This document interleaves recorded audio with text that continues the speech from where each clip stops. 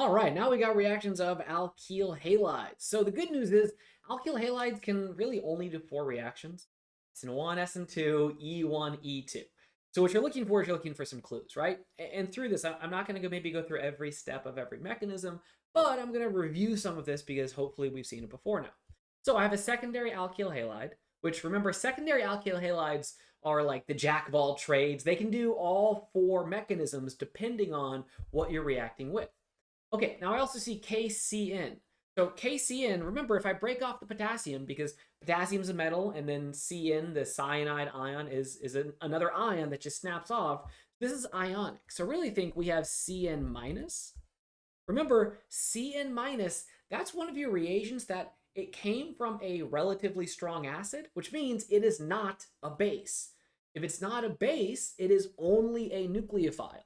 So you have this list of, and I'll put it up to the side here if you don't remember this, but we have nucleophiles only. And there's a pretty good list here. We've got the Cn ion, and all of these ions come from relatively strong acids. If you remember, like pKa being below 11, you're like, what does that matter? Well, that's the idea. If it comes from a pretty strong acid, it won't act as a base. So as a result, it's only a nucleophile.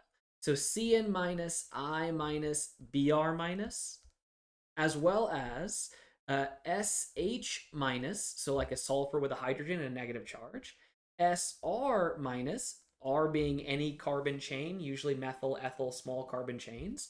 And then, of course, we have our azide ion, N3 minus. There's one more that you see a little bit less frequently, but it is your acetate ion. So it's your OAC minus, which is just an O with a double bond. So that looks like this in case you see it.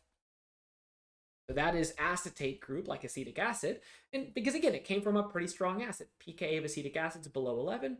As a result, these things don't act as bases. So what do? Only nucleophilic reactions. So this is the SN2 reaction because Cn minus is over there on that list.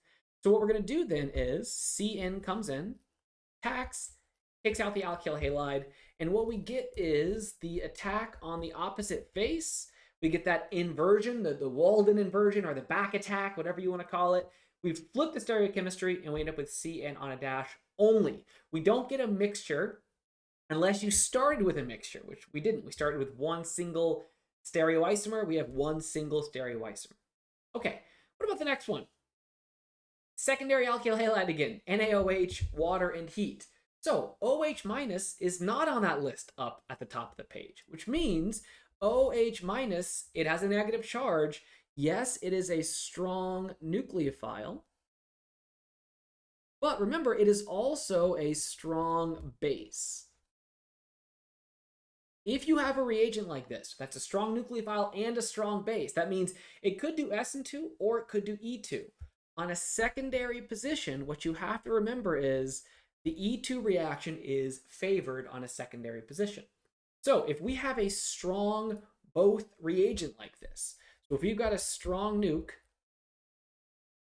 and we have a strong base, meaning like the hydroxide ion or OCH3 or something that could act as both, well, it depends on the type of halide that we have. We have a methyl, a primary, a secondary, or a tertiary. On a methyl position, it would do SN2 because we can't see elimination on a methyl position. There's no other carbon to make a double bond to. On a primary position, we also see SN2. You could see E2, but it's just SN2 is a lot faster. SN2 is the major expected product. Secondary, this is the ugly one. This is where E2 is favored.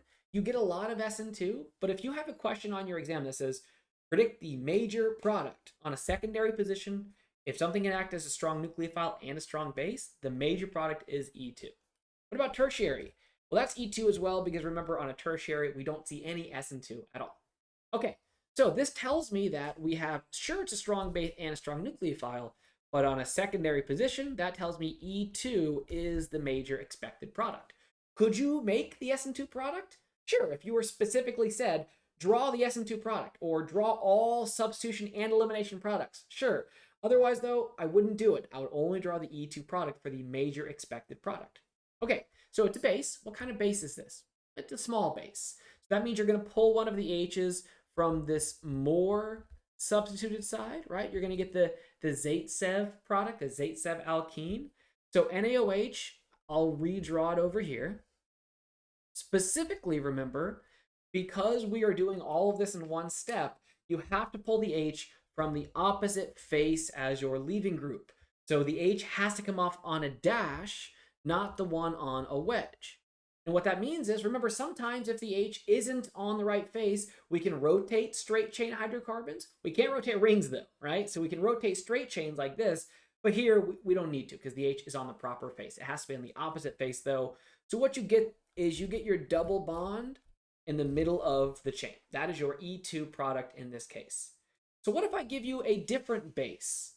This is specifically one of your big bulky bases, CH3,3COK, which is really your tert-butyl with an oxygen. That's tert-butoxy, and then K. So you could see this written as KOTBU. So KO and then TBU. If you ever see that, that's just tert-butoxide with an oxygen or with a potassium on it to balance the charge.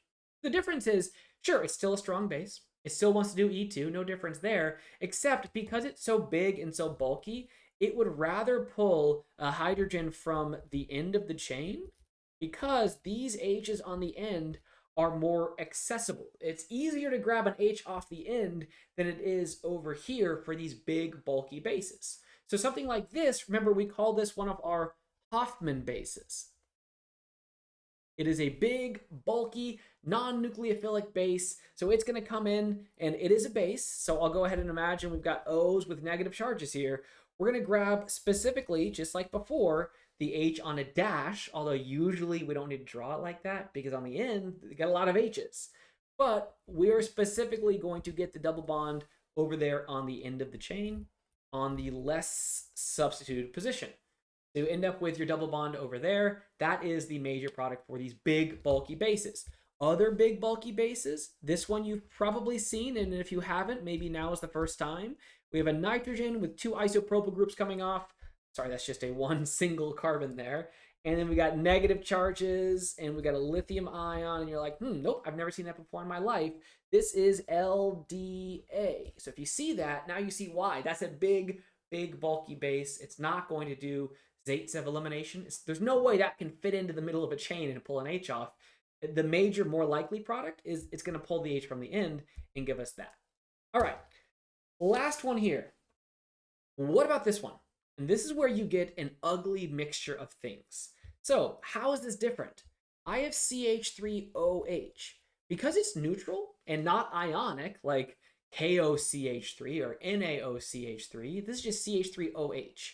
Because of that, it is a weak nucleophile and also a weak base. So if you have a weak nucleophile and a weak base, think this is our SN1 and E1 competition. And this is where you can get a lot of products. So unless you have a problem that specifies only draw one or the other, you should really consider all substitution and all elimination. But just read your test carefully, because maybe the question says major elimination only or major substitution only. But otherwise, either way you do it, if it's weak, step number one is we wait. We wait. Eventually, the halide breaks off. The halogen, the leaving group breaks off, and you end up with a carbocation on the secondary position. Now, what's tricky about this is because you have a carbocation, it can likely shift. So we could see the H shift over, and we could see now a tertiary carbocation. As a SN1 reaction, then the nucleophile, the methanol, would attack here.